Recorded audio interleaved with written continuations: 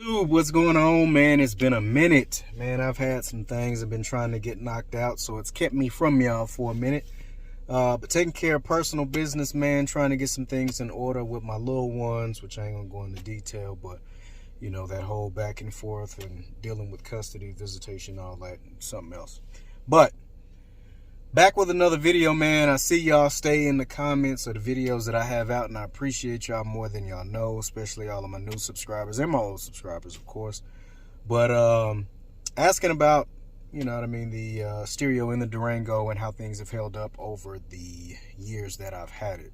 Still as it did when I first got it, so I figured I'd make a follow-up video. All the things that I've added since then, things that I've added recently, things that I've done with it recently, all that good stuff, and things that I plan on doing here in the future. So stay tuned and we'll get to that.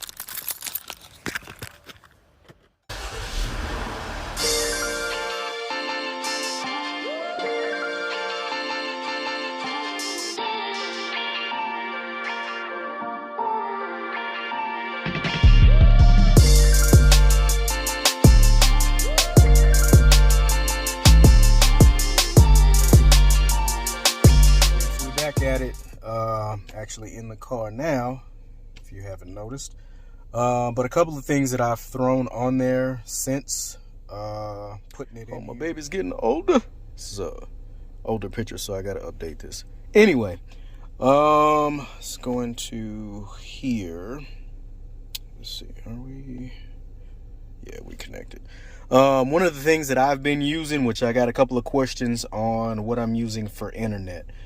I was using my hotspot from my iPhone, but if you have an iPhone and you have one of these, you know how much of a pain that can be trying to use your hotspot. For whatever reason, an iPhone, it keeps kicking the internet off. With what I'm using now, which is just an older Android tablet that we had for my son, but of course since Christmas we've upgraded him to a better tablet for him to use. Just turned 2, so we have something with a lot more educational apps on there, all his Netflix stuff, pretty much all the same stuff that he had on his other tablet. But with his older tablet, again, I'm not really using it, I'm just using the service that was on it. I now can go into there, turn on mobile hotspot, keep it tucked away off in my console, and I don't even have to worry about going into settings. It automatically just connects back up, no problems whatsoever. But let's jump in. Of course, all of my same video apps are still on here. I mainly use Waze. YouTube Vanced is what I have in replacement of what I have on my iPhone, so therefore I don't have to worry about any of the pop-ups, any of that stuff. I can just watch whatever it is that I need to watch. You can look into that for yourself if you're interested. Of course, your Z-Link with your wireless Android Auto and your wireless CarPlay. I use my wireless CarPlay a lot, but I mainly use Bluetooth when, you know, I'm just out and about. Connects a whole lot faster, you know what I mean? Which here, as of recent, I think with the updates that I've put on here, it's helped to have it connected a whole lot faster. When I first started using it, connecting to wireless CarPlay was a headache. It took maybe 5 minutes.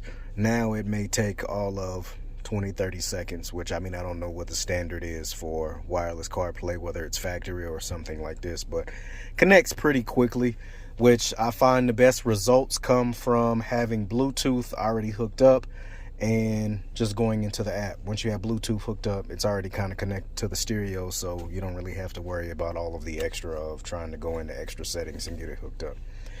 So with that being said, moving right along, of course, all of my streaming apps, my Netflix, my HBO Max, Prime Video, my live TV service, all of that stuff works just as you would expect. Let's go in here and see if we can get this to come up with no issue. I haven't gone into here for a while, so it may take a while, which again, as it would, it's updating. So come back out, let that update. One of the things also that I've been messing with, which I'm still kind of fine-tuning and tweaking connecting my Xbox controller. You know, they came out with the cloud streaming, so in that way when I'm not around the Xbox and say I'm sitting at work, I'm on break, I'm on lunch, whatever the case is, I normally like to eat my lunches on break time, so that way I can use my lunch to do whatever. If I need to go get gas, if I need to, you know, go take care of some business, or I just want to hang out and chill.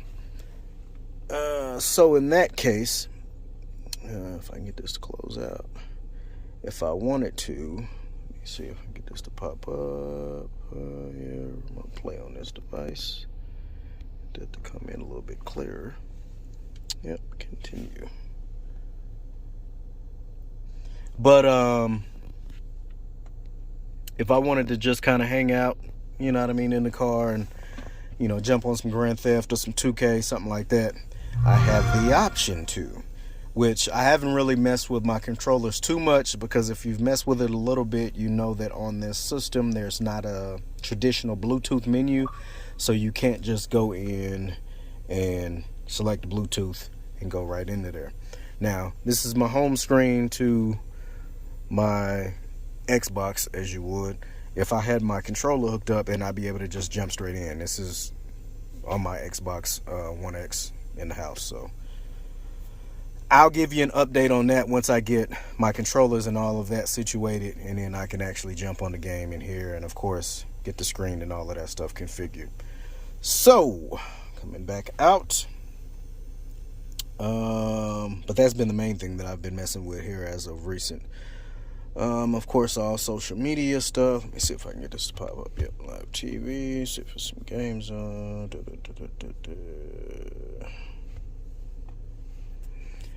But like I said, still fairly quick. You know, there's no slowdown. There's really no lag. As far as that is concerned, turn that down. So, as far as that is concerned, like, you know, hearing people say that they've had issues, you know what I mean, with their units. I mean, I don't know what it is that they're running. I mean, I know there were two different units when I looked at mine. There was the, you know, the standard, and then you have your fast boot, which that's the one that I got, so therefore I don't have to worry about it loading up unless it's been a while and I haven't started the car or what have you, and then of course it'll take a little bit to boot up or whatever. But for the most part, starts up pretty fast. Haven't had any issues with it, and I think this is maybe my second to third, going on third year having it, which again, this is all HD stuff. Pretty much any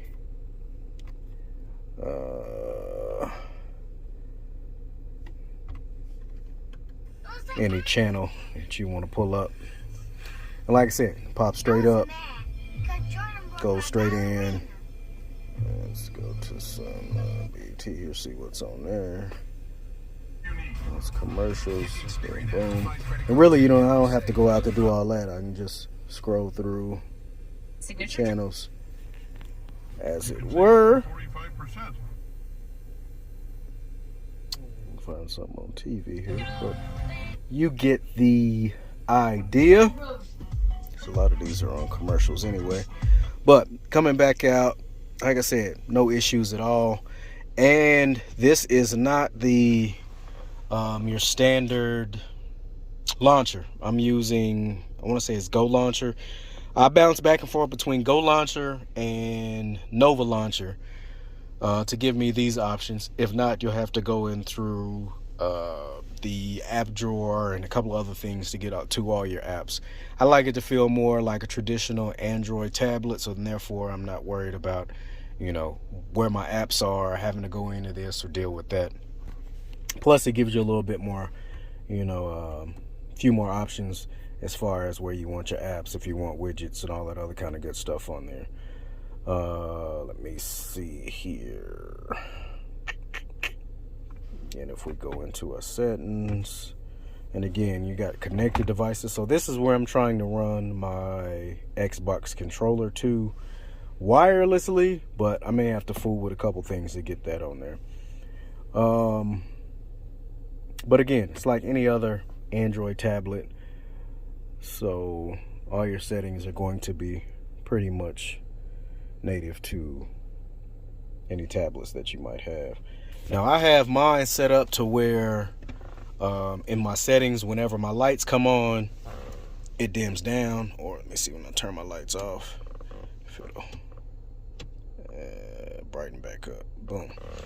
So mine dims and brightens in regards to my my lights.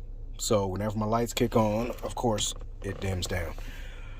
So had those couple of questions. Also, I have my top and bottom bars hid, so therefore I have a whole lot more real estate. Not only that, I can get to my menus a whole lot faster. Like say if I go into my Netflix,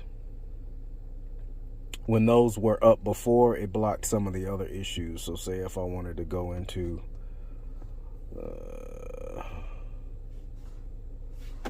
a series or a movie here, again, comes up relatively fast. With my bars on before, all of my, or majority of my subtitles were blocked out. Turn this light on. Were blocked out. And these menus down here at the bottom to skip to the next episode, your subtitles, and getting to your episodes list was blocked out. So I didn't have that as an option. Also, seeing what episode it is and your back button, all of that is blocked out. So that's why I use the option to hide my top and bottom bar. Let me see. Also with Go Launcher, you have things like the option to clear your cache, all of that stuff. So any temporary stuff, any way you can make this thing faster, you want to do that. So therefore you don't have to worry about dealing with lag or any of the other types of issues. The one thing that I would say I have an issue with, which again, it's with apps and not necessarily dealing with the system itself. Like say when I go into my HBO Max, I don't know if it's going to do it this time. I know it had been doing it. It takes forever to load into this. Like I may have to load into it, sit here for a minute, go out, go into something else, and then come back into it for it to work. All of my buttons still work like they're supposed to. All my factory stuff, which normally only when I'm turning on and off, is of course my auto off. I don't like my car to just cut off all the time when I'm sitting at a light. Like I may leave that alone sometimes and may let it cycle a few times, but I'm normally turning that off. So like I said, it sits for a while. But again, that's that app. It's not necessarily the system itself. I probably need to go in and rearrange these because I don't know if I'll use any of these. Let me delete that. So now I can drag and drop. I use internet. I wonder if my camera will come up. I may leave that there. Take pictures and record. Yeah, so that's not gonna work. That's not the app I thought it was. I was trying to get into the actual camera itself. Let's see, put my streaming app down here. Use that. I guess I can drop this down here. But see, this is why I like using the external launchers versus the factory launcher, because then I don't have to worry about, you know, having to go in and find apps versus just being on my home screen, going into whatever app that I want to go into. Boom, I can pull up YouTube, bam, there it is. And then I'm in here and I can find whatever it is that I want to find. You know what I mean? Going to some unbox therapy. Looking at all of the 2022 tech. Let me see. Also, if you haven't already, go check out the other channel because I'll be doing a whole lot more on that channel as well. Talking Spec, which just did another video. I'm editing that one now and it should be up here pretty soon. So subscribe to that channel too, man. Appreciate y'all. Anywho, yeah, like I said, everything still comes up pretty snappy. As you can see, don't really have any issues with anything really taking a while loading. There's really no lag on anything outside of HBO Max. That's the only app that I really have an issue with. Is it loading up? No, see, it still hasn't loaded yet.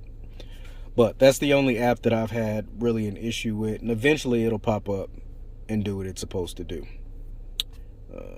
Let's see here.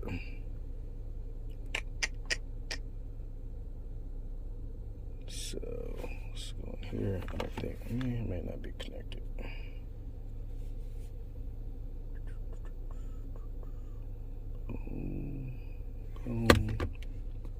Yeah, it wasn't connected, so it's probably going to take a bit.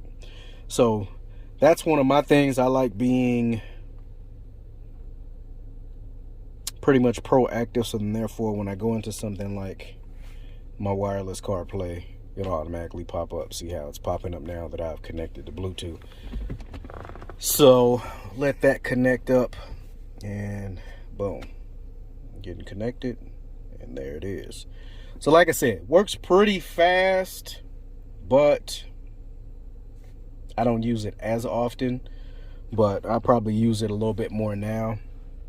Another thing that I've noticed as well is, and I think that's why I also use Bluetooth as much as I do versus using a CarPlay. Bluetooth gives me just that much more volume when I'm listening to my music. So if I want, you know, my mids, my highs, and my subs to sound just a little bit better, if I want to crack my windows, it's a warm day and I kind of want to turn the volume up a little bit, sounds a little bit better. So I mean, on Bluetooth, I may listen to it on average. I listen to my stereo maybe on 11, 12, you know, and that gets me pretty good sound, you know, across the board or whatever. So, and I normally keep my subwoofer tuned to about here. It's normally turned down just a little bit. I got it turned up a little bit higher than average. But that itself, on Bluetooth, like I said, I normally listen to that at about 11, 12. You know, gets me good sound. Now, when I'm listening to music and I'm on CarPlay, again, I have a variety of other options that I have when I'm dealing with CarPlay. Also, with my phone being jailbroken, a whole lot more options. Again, if y'all have iPhones and you've ever had a phone jailbroken, you know what I'm talking about, which I'll show you here in a second. But with listening to audio on CarPlay, instead of listening to it at 11, 12 and it being good sound, I got to go up to 15 to 17 to get that same sound. So that's why I kind of use Bluetooth. So also with the extra options that I normally get when listening to or using CarPlay, you see I have a whole lot more on here. Of course, you see the theme, my games, and all of that good stuff. Don't mind the Candy Crush. I'm bored sometime. Don't judge me, people. Of course, Bible app, got to read that. Got your social media stuff. One thing that I did notice with this, with having CarBridge, if you've ever been jailbroken, you know what I'm talking about. If you are not jailbroken, you have an iPhone, you're wondering what that is. CarBridge is an app that you get from Cydia when you jailbreak your phone. I think it cost me like $5, but that enables me to put whatever app that I want to on the screen, so I don't have to worry about anything. Portal will basically allow me to mirror my phone. So boom, that's my phone there. All right, figured out what my issue was. I wasn't connected to the good old internet. Good times. Anyway, back to my point. I can try to go in, play. It'll give me sound all day long, but I will get no video. So that's the only issues that I have with CarPlay, and it trying to run CarBridge, shall I say, which again, you're always going to have those issues. But when it comes to YouTube, I can YouTube all day long. You know what I mean? If I can get this to load up the way it's supposed to. Yeah, I normally have these issues with CarBridge sometime, but majority of the time I probably say it's at probably a good 90, 94, 95, I would say. to where I normally don't have these issues with that. But with that being said, I'd rather have those options than to not have them. So let me see, maybe pull up a video on here, maybe pull up some highlights on YouTube. Again, this is YouTube on CarPlay. So come out, go back in, all YouTube stuff. So pause that. Of course, you get your different views. Go back into a lot of this stuff, man. Like I said, get to pop up. Let's see if I wanted to play this. Plays just like it would on my phone. But you have to have your phone jailbroken and you have to have CarBridge in order to play your games and stuff. Which, like I said, if I wanted to play, say, some 2K or something like that on here, like, you know, the mobile version or what have you, all of that stuff will work the exact same way as this is working. So just to have that option, man, you know what I mean? But that's CarPlay. Back out here. Let's see what else we got. Movie box. See if that pops up. This is just one of those streaming apps that I use as well. Any type of shows, that good stuff. It's not the best of quality on here. Yeah, see, I'm having issues with network. May have to update this on this app, but like I said, majority of my other stuff that I use, it's fairly HD quality majority of the time. So same thing we just came out of, but this is the actual app on here. Okay, now we're not connected anymore. I forgot when you're going into your CarPlay, that automatically shuts off your Wi-Fi. So let me go back in here. Hotspot is on. I know. Turn that off. Boom. Boom. Connect it back again. And you see how fast that connects back up for me. But boom. Back into Coming to America. So we should be able to pop right back in there. Bang. See? Got video. But like I said, I don't get video in CarPlay through CarBridge. Use anything else but Netflix, HBO Max, Prime Video, any of those. I forgot what it's called. If y'all know what I'm talking about, jump in the comments and let me know. But they have a feature that is built into those apps that will not allow you to mirror or throw the video at all. But like I said, after almost 3 years and some change, or 2 years, going on 3 years, no issues at all. Everything still works exactly the way it did when I got the system. And again, it was never my intention to get something like this to go in the Durango. I got this based on wanting the factory Uconnect, the 8.5. I wanted one with CarPlay, navigation, and all that stuff, because my 8.5 that I had that came with the Durango when I bought it, excuse me, had just the Uconnect. I had no navigation, I had no CarPlay. I wanted those things. But again, if you've been on any of these sites, whether it's eBay or any others that you can get these factory units from, to have the extra bells and whistles that you don't have, you know, I want $1,200-$1,300. Like, I may well spend $1,200-$1,300 just to get CarPlay and navigation when I can save $400 or $500, get something like this, and I got extra options. Now, some people, like I said, they may not have had the luck that I've had, and they may have had a system that, you know, you're having issues with. Hey, this isn't working, that isn't working.